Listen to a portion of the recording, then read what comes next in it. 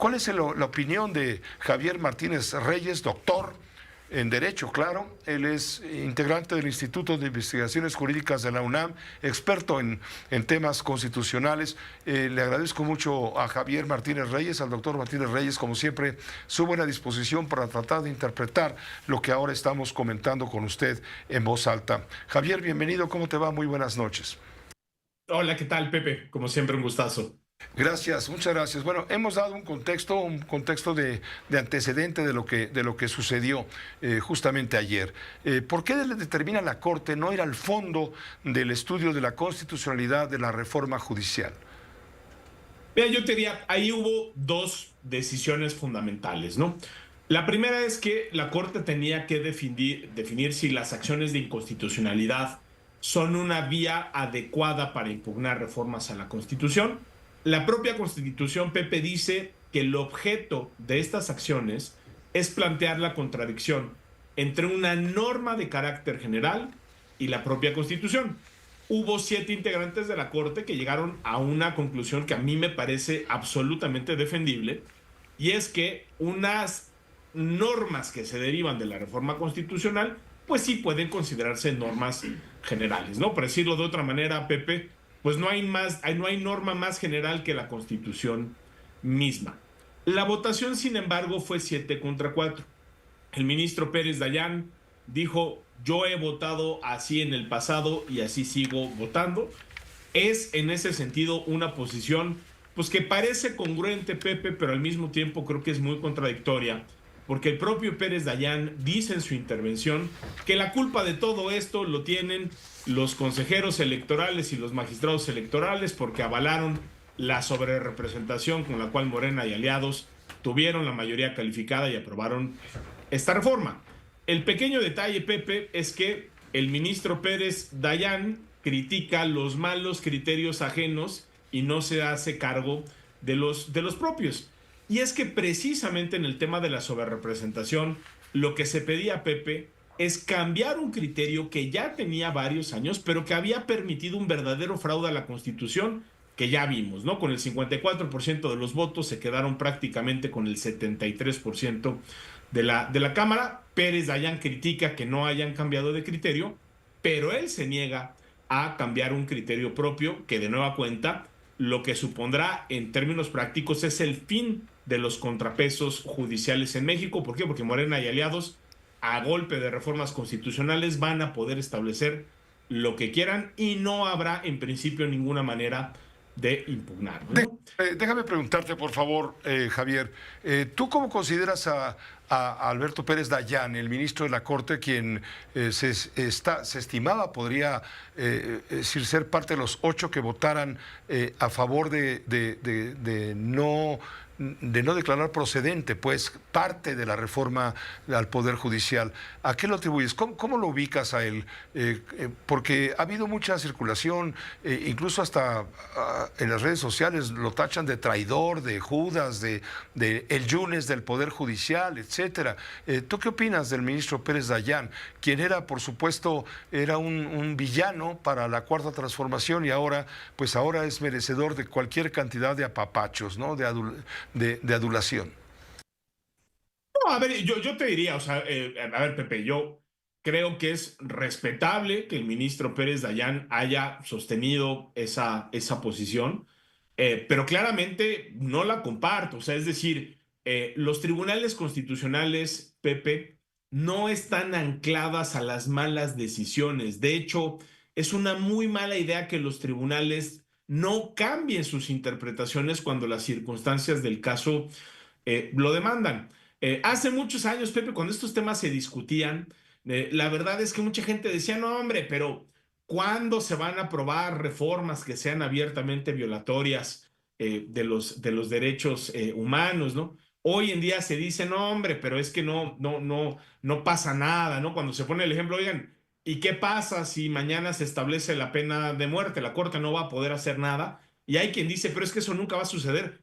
Perdón, Pepe, pero ya tenemos en la Constitución una enorme cantidad de figuras que violan derechos humanos. Ahí está la prisión preventiva oficiosa, ahí está el arraigo, ya están los jueces sin rostro que se acaban de incorporar en esta última reforma y que la Corte Interamericana ya ha dicho con todas sus letras que son violatorias de derechos. Y si uno dice, pero ¿quién va a estar proponiendo aberraciones, por ejemplo, como la pena de muerte? Pues habría que recordar que el Partido Verde, que es precisamente uno de los aliados legislativos de Morena, durante muchísimos años hizo campaña con ese tipo de propuestas, ¿no? Y por si eso no fuera suficiente, tenemos sobre la mesa, Pepe, de manera pública, el expresidente López Obrador el 5 de febrero lo presentó, un paquete de iniciativas que son verdaderamente una bomba para la democracia constitucional. Ahí está la reforma judicial que ya se aprobó, ahí está la desaparición de los órganos autónomos, ahí está una propuesta de reforma electoral profundamente regresiva, ahí está la reforma en materia de militarización. Y lo que va a suceder gracias a este criterio que avaló el ministro Pérez Dayán es que ahora Morena y aliados por lo menos los siguientes 3 años van a poder aprobar lo que sea, lo más abiertamente violatorio de derechos y la Corte no va a poder hacer absolutamente nada. Entonces, mira, yo creo que es de sabios reconocer los errores. Yo creo que las malas decisiones previas no justifican que se tomen malas decisiones en el presente o en el futuro. Yo reconozco, así como en su momento reconocí a la ministra Janine Otárola, que dijo, este criterio que hemos sostenido sobre la sobre representación es profundamente nocivo y tenemos que cambiarlo. Pues el día de ayer hubo varios ministros que reconocieron que se equivocaron en el pasado, ¿no? El ministro el ministro Pardo, la ministra Piña, ¿no? Es decir, el ministro Aguilar, o sea, un buen número de juzgadores que antes habían sido mucho más cerrados en su interpretación de la Constitución, hoy reconocieron que que ameritaba una nueva reflexión y lo dijeron abiertamente y dieron buenos argumentos. El ministro Pérez Dayán dijo, pues yo no cambio de criterio, pero sí critico al tribunal y al INE por no cambiar de criterio. Bueno, a mí me parece que eso es profundamente contradictorio. Y ni hablar, creo que desgraciadamente el ministro Pérez Dayán, que es un juzgador además de carrera, pues pasará a la historia como uno de los votos más importantes y que permitieron precisamente que no se limitara a algunos de los efectos más nocivos de esta mal llamada reforma judicial. Ahora, en los hechos, al no prosperar pues este proyecto que ponía en entredicho justamente en parte la reforma al Poder Judicial, se evita una crisis constitucional. ¿Estabas de acuerdo? Porque si se hubiera aprobado, se hubiera arrinconado a la presidencia de la República, a la presidenta Sheinbaum, de tener que omitir, desacatar o bien escuchar el fallo y profundizando esta crisis constitucional. La podría haber acatado y arriesgaba su posición frente a los duros de su propio partido. No sé, es un dilema. Incluso eso lo comenta el periódico The New York Times el día de hoy. Yo creo que al revés, Pepe. El proyecto de González Alcántara Carrancá era la salida de la crisis constitucional. ¿Por qué estamos en una crisis constitucional? Porque nunca antes en la historia democrática de México, Pepe, habíamos visto al Ejecutivo y al Legislativo, al INE, al Consejo de la Judicatura, desacatando resoluciones judiciales que son obligatorias. Se han dictado decenas de suspensiones en amparos que no se han cumplido.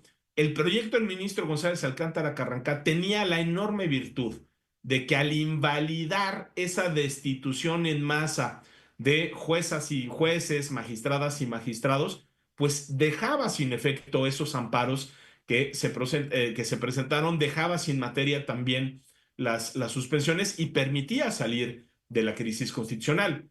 Hoy seguimos en esa crisis. Ahí siguen los amparos, ahí siguen las suspensiones, es decir, la Corte solo no invalidó la reforma, pero tampoco le dio un aval a la reforma. La reforma puede seguir siendo y será impugnada, ¿no? Todavía a través de amparos, de acciones de inconstitucionalidad, a través de las consultas. Entonces, creo que lejos de resolver el problema, lo que hizo la Corte fue ahondar en esta crisis constitucional y ahondar en una situación, Pepe, ya muy peligrosa, donde lo que estamos viendo es que las decisiones judiciales no se cumplen y son las propias autoridades las que dicen que si van a cumplir o no van a cumplir. Esto sí es como si en un partido de fútbol uno de los equipos dijera, pues no le hacemos caso al árbitro. Oiga, es que ya marcaron el fuera de juego, pues le seguimos. Oiga, es que ya marcaron la falta, pues continúa el partido. Oiga, es que están sacando las tarjetas amarillas y las rojas, los jugadores se tienen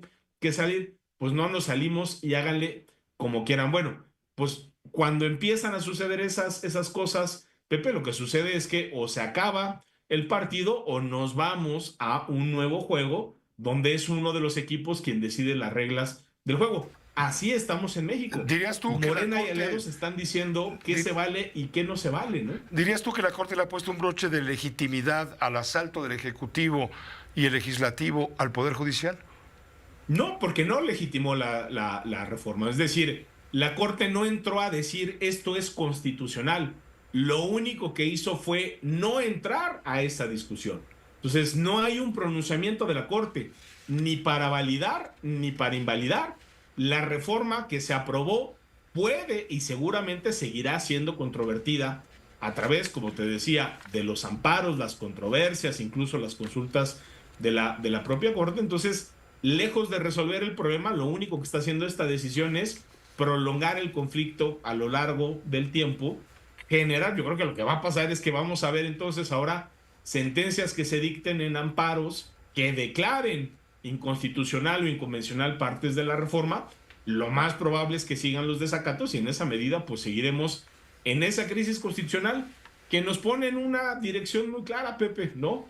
Esta situación nos está llevando a un estado de cosas donde se están debilitando los límites al poder, se están debilitando los contrapesos y la división de poderes, y cuando los límites al poder y la independencia judicial se debilitan, transitamos a un régimen más autoritario. Esa es la dirección en la cual nos encontramos en este momento.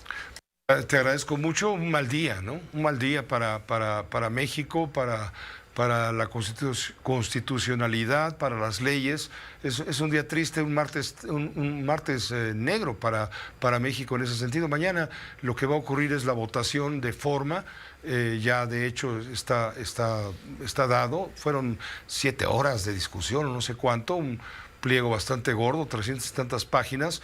No dio tiempo de hacer la votación, pero ya sabemos cómo viene la votación. Va a terminar 7-4 probablemente, y ya no habrá nada que hacer. ¿Ves futuro a las impugnaciones de los trabajadores del Poder Judicial que anunciaron que van a presentar ante instancias internacionales? Te pregunto por último.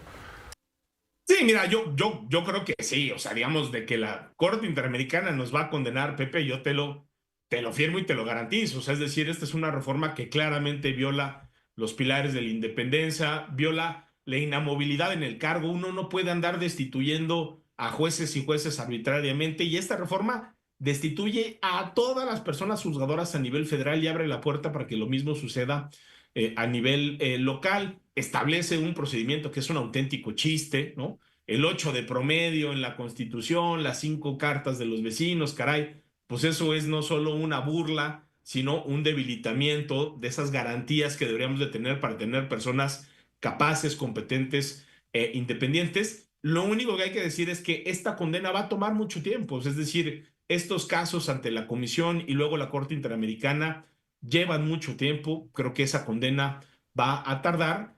Y luego hay un enorme problema también sobre cómo hacer valer, cómo hacer cumplir esas determinaciones de la Corte Interamericana. Creo que con lo que terminaremos es con una condena pues que claramente nos costará en términos de reputación, que mandará otra señal pues muy mala a todos, a la sociedad mexicana, a los inversionistas nacionales y extranjeros, porque de nueva cuenta pues estamos transitando a un modelo donde, pues cuando un acto de autoridad es arbitrario y hay una sentencia judicial que dice, oiga, suspéndase esto, revóquese esta determinación, son las propias autoridades las que dicen si cumplen o no cumplen. Bueno, pues eso es gravísimo en términos de Estado de Derecho. Hacia allá estamos transitando, pero claramente estamos transitando un régimen donde lo que vale no es el derecho, sino la fuerza, el poder político, que es el que va a determinar qué vale y qué no se vale. Entonces, yo creo que los trabajadores eventualmente